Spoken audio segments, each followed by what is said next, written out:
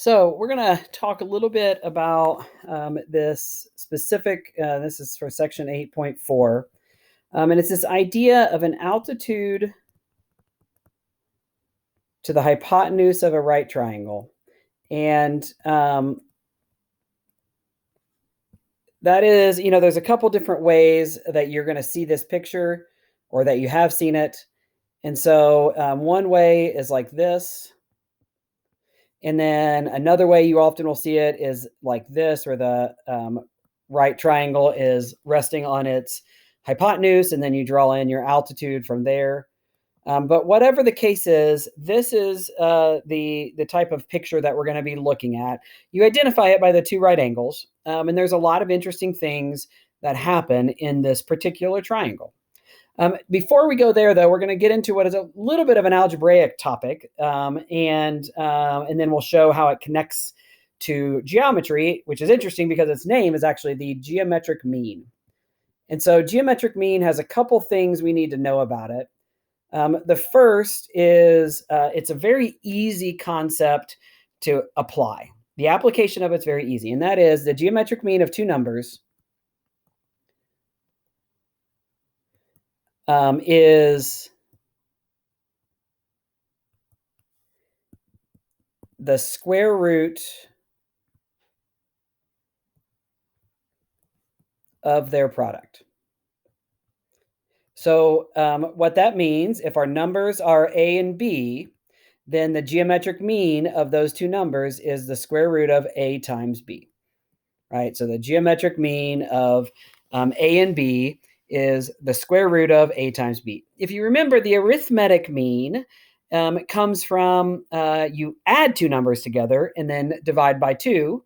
Well, this is kind of equivalent with multiplication. You take this, multiply the two numbers together, and then instead of dividing by 2, you take the square root, which is the to the 1/2 power, but also kind of has that 2 idea in there. The other way to think about it is in terms of sequences. If I gave you what's called an arithmetic sequence, so for example, an arithmetic sequence would be something like this: 11, 14, 17, 20. Hopefully you're noticing what I'm doing here. Each one of these terms is 3 apart from the other. That's what makes it an arithmetic sequence. Well, if I ask you to find the arithmetic mean of 11 and 17, it would be 14, halfway in between them. Another way to think about arithmetic mean is it's the number in between them in an arithmetic sequence. And so 11 plus 17 divided by 2 is 14. And that's always the case in arithmetic mean. Well, the geometric mean is the same thing, but in what's called a geometric sequence. And you maybe haven't studied geometric sequences yet, but they're pretty easy to understand. They are just, instead of adding the same thing each time, you just multiply. So a good example of one is this: 3, 6, 12, 24, 48. Notice geometric means get very big very fast. But in this one, I started with 3 and I multiply by 2 each time. Well, if you remember what I said, the arithmetic mean is the halfway between these two. It's the number in between them in the an arithmetic sequence. Geometric mean is the same thing. It is the number in between two numbers in a geometric sequence.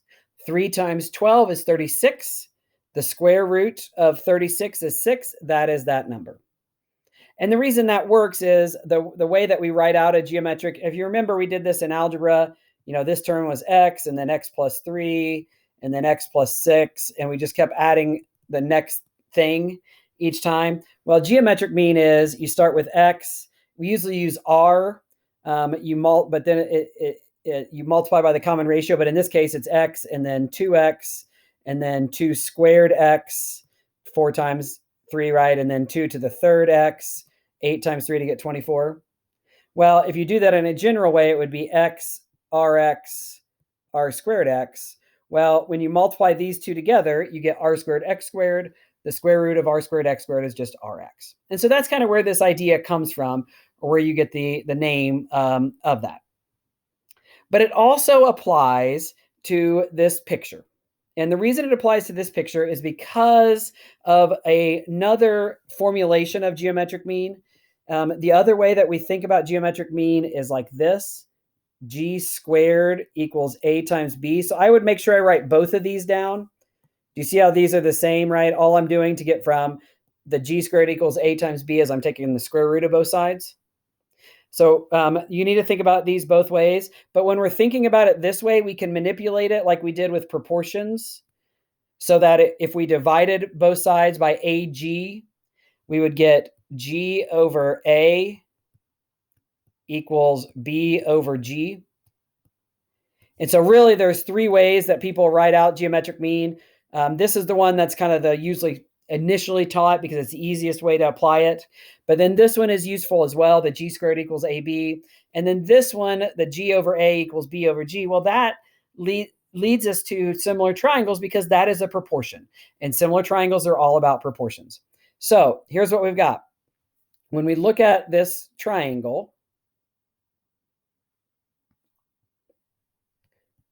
where we have a right triangle with an altitude drawn in, what we end up with, the reason why all this connects together is all of these triangles you see are similar. And it's easy to show that because if I look at angle A is in both triangle ABC, the big triangle, and then this smaller triangle ABD. And so it's in both of those, so those two angles have an angle that is congruent to each other. But they're also both right triangles, so they have a second angle that's congruent.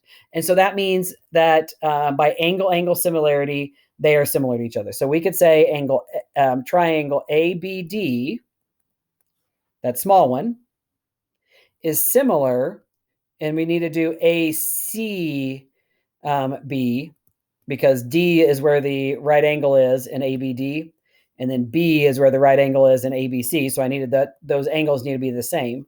And so the D and the B line up in this particular case. And then they're also similar to this one, but notice because these two triangles are similar, this angle here, ABD, is congruent to ACB because it's the third angle in both of those triangles. So when I look at this one, I realize that its similarity to ACB is going to be BCD. And so it's similar to BCD. So all three triangles are similar to each other. And that is theorem 8.3, which tells us that the altitude to the hypotenuse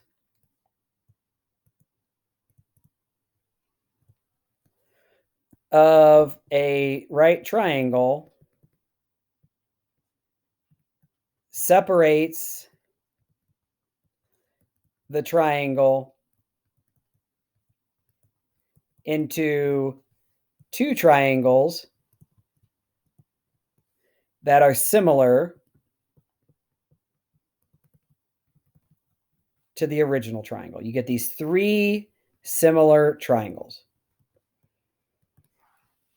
Okay, and so the reason why that's relevant is because we can start talking about some of these segments and we can start creating some proportions, and those proportions are what we're going to utilize as we are talking about these. We're just going to do one of them right now, and then we'll do the rest of them in the next lesson.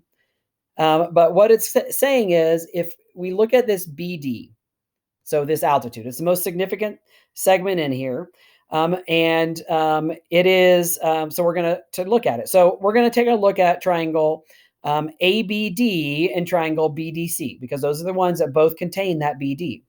Well, if I look for this, I notice that I can do a ratio.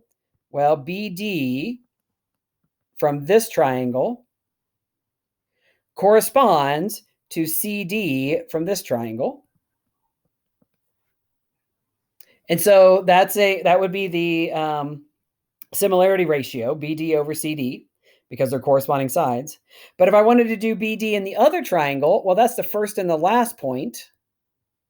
And so I do the first and the last point here. And so that would give me AD over BD. Well, hopefully you're noticing, well, look, with this, I have the BD in both places here, just like I had up here when I was talking about geometric mean. And so what that means is if I cross multiply, I get BD squared equals AD times CD.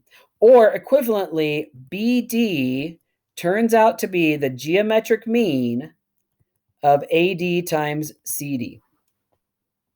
And so that is where this geometric means connects. And so this altitude is just a geometric mean of the two segments that are created when you drew in the altitude to the hypotenuse. So we're going to call that a corollary to 8.3. And that corollary says the length of the altitude to the hypotenuse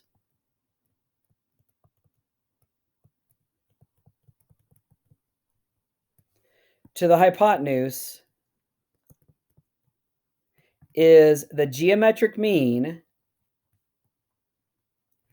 of the lengths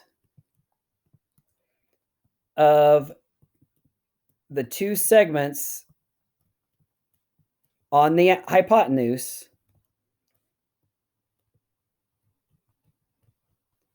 created by the altitude. Okay, so we're going to take a second, and I'm going to give you a formulation that your book utilizes, and it's, I think, a really nice way to remember all these, because there's quite a few things we're going to need to remember about that, and to help us kind of know exactly what this means. And so that formulation looks like this. You got your right triangle. We're going to call the hypotenuse h, so this entire length h. We're going to call the altitude a.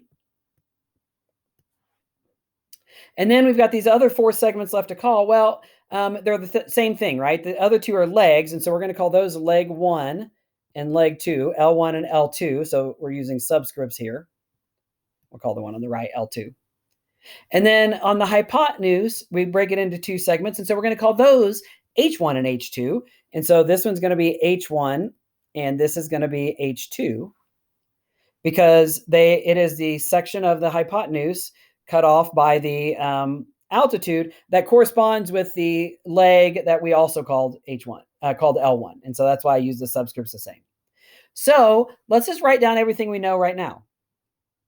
So the one thing we just learned is that A is equal to the square root of the H1 and H2, right? Those two segments created by the altitude are if you take the geometric mean of those two, you get A.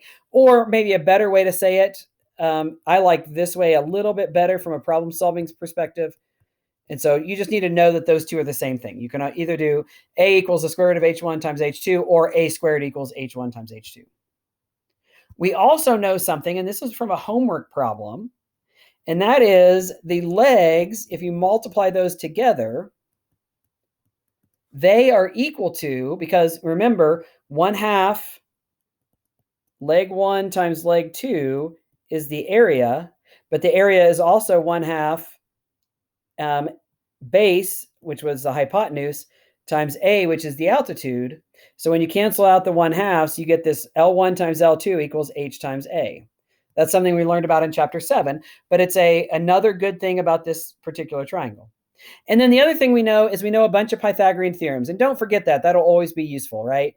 L1 times L1 squared plus L2 squared equals H squared. We also know for the small ones, H1 squared plus A squared equals L1 squared, and H2 squared plus A squared equals L2 squared.